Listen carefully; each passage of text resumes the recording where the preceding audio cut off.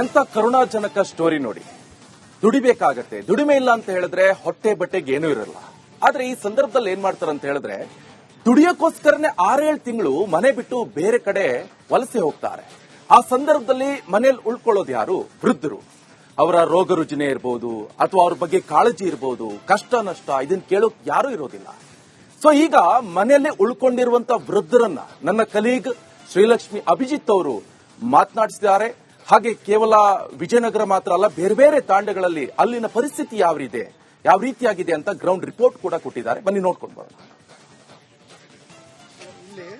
ಈ ಭಾಗದಲ್ಲೆಲ್ಲ 25-30 ಮನೆಯಿಂದ ಒಬ್ರು ಮಾತ್ರ ಇಲ್ಲಿದ್ದಾರೆ ಮೇಡಮ್. ಎಲ್ಲ ಡೋರ್ ಲಾಕ್ ಕಡೆ ಎಲ್ಲ ಖಾಲಿ.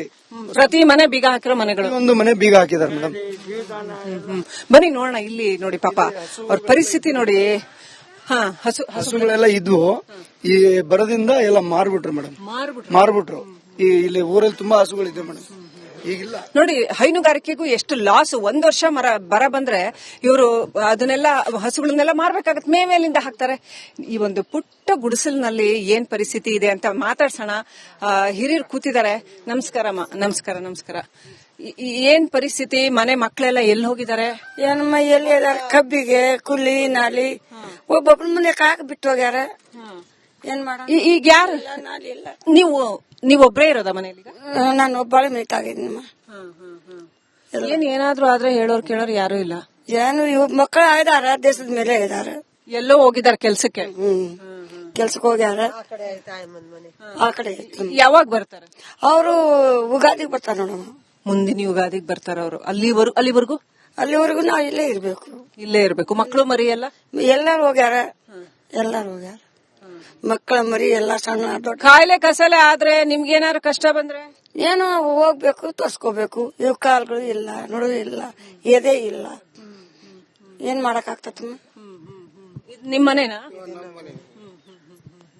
ಏನ್ ಇಲ್ಲಿ ನಿಮ್ಮ ಮನೇಲಿ ಮಕ್ಳು ಯಾರಾದ್ರೂ ಹೋಗಿದಾರ? ಇಬ್ಬರು ಹೋಗಿದಾರ. ಯಾವ ಊರಿಗೆ ಹೋಗಿದಾರೆ? ಕಬ್ಬಿಗೆ ಹೋಗ್ಯಾರ. ಕ್ಯಾರ್ಪೇಟೆ, ಕಿಕ್ಕೇರಿ ಹೋಗ್ಯಾರ. ಕ್ಯಾರ್ಪೇಟೆ. ನಾವು ಇಬ್ರೇ ಗಂಡ ಹೆಣ್ತಾ ಇದೀವಿ. ಯಾರು ನೋಡೋದಿಲ್ಲ ನಮೀಗ. ಕಣ್ಣಿಲ್ಲ ಅಯ್ಯಪ್ಪಂದು, ಕಣ್ಣು ಕಾಣೋದಿಲ್ಲ, ಏನಿಲ್ಲ. ಇಬ್ರೇ ಗಂಡ ಹೆಣ್ತಿ ಇರೋದು. ಕೂಲಿ ನಾಲಿ ಮಾಡ್ಬೇಕು, ಜೀವನ ಮಾಡ್ಬೇಕು. ಮನೆ ಇಲ್ಲ, ಮಠ ಇಲ್ಲ. ಇದೆ ಎದರ್ಕಿ ಮನೆ 10 ವರ್ಷ ಆತು.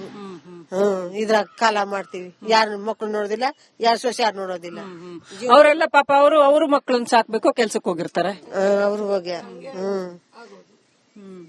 ಹೆಂಗೈತ್ ನಮ್. ಯಾವಾಗ ಬರ್ತಾರೆ ಅವರೆಲ್ಲ? ಅವರೆಲ್ಲ ಉಗಾದಿ ಟೈಮಿಗ ಅವ್ರೆಲ್ಲ ಕಪ್ಪಡ ಅವ್ರು ಹೇಳ್ತಿ ಮಕ್ಕಳು ಅವ್ರವ್ರು ಇರ್ತಾರೆ. ನಮಗೇನ್ ನೋಡಂಗಿಲ್ಲ, ಮಾತಾಡ್ಸಂಗಿಲ್ಲ, ಏನಿಲ್ಲ. ಇದೇ ಒಂದ್ 10 ವರ್ಷ ಆತು ಇದು ಮಾಡ್ಕೊಂಡು. ಪ್ರತಿ ವರ್ಷ ಹಿಂಗೆ ಕೆಲ್ಸಕ್ಕೆ ಹೋಗ್ತಾರ? ಹೋಗ್ತಾರ. ಈ ಸರ್ಕಾರ ನಿಮಗೆ ವೃದ್ಧಾಪ್ಯ ವೇತನ ಎಲ್ಲ ಬರ್ತಾ ಇದೆಯಾ? ವೃದ್ಧಾಪ್ಯ ವೇತನ ಸಂಬಳ ಬರ್ತಾ ಇದೆ? ಸಂಬಳ ನನಗ್ ಬರೋದಿಲ್ಲ, ಒಬ್ಬನಿಗೆ ಬರ್ತೈತೆ, ಬರೋಲ್ಲ. ಸೊ ಇದು ಪರಿಸ್ಥಿತಿ, ಇಲ್ಲಿನ ಪರಿಸ್ಥಿತಿನ ನಾವು ನೋಡ್ತಾ ಇದೀವಿ. ಅಂದ್ರೆ ಮನೇಲಿರೋ ಹಿರಿಯ ಜೀವಗಳಿಗೆ ಪಾಪ ಅವ್ರು ದುಡಿಯಕ್ ಹೋಗ್ಬೇಕಲ್ಲ, ಚಿಕ್ಕವರು ದುಡಿಯಕ್ ಹೋಗ್ಬೇಕು. ಇಲ್ಲಿ ಹಿರಿಯ ಜೀವಗಳನ್ನ ಯಾರು ನೋಡ್ಕೊಳ್ಳೋರು? ಅವ್ರಿಗೆ ಯಾರು ಇಲ್ಲ. ಹಿಂಗೆ ಕೂತಿರ್ತಾರೆ, ಅವ್ರನ್ನವ್ರೇ ನೋಡ್ಕೊಂಡು ಹೇಗೋ ಬದುಕ್ತಾ ಇದ್ದಾರೆ. ಇದು ಗ್ರಾಮಗಳ ಪರಿಸ್ಥಿತಿ, ಹಳ್ಳಿಗಳ ಪರಿಸ್ಥಿತಿ. ಮೊದಲೇ ಈ ಪರಿಸ್ಥಿತಿ ಇದೆ ಹಳ್ಳಿಗಳಲ್ಲಿ. ಇನ್ನು ಈ ಸಾರಿ ಬಂದಿರೋ ಬರ ಅಂತೂ ಇರೊಬ್ಬರು ಅಲ್ಪ ಸ್ವಲ್ಪ ದುಡಿಮೆನೂ ಇಲ್ಲದೆ ಇರೋ ರೀತಿನಲ್ಲಿ, ಬರೋ ಅಂತ ಅಲ್ಪ ಸ್ವಲ್ಪ ಆದಾಯನೂ ಇಲ್ಲದೆ ಇರೋ ರೀತಿನಲ್ಲಿ ಮಾಡಿ ಹಾಕಿದೆ. ನಿಜಕ್ಕೂ ಅತ್ಯಂತ ದುರದೃಷ್ಟಕರ.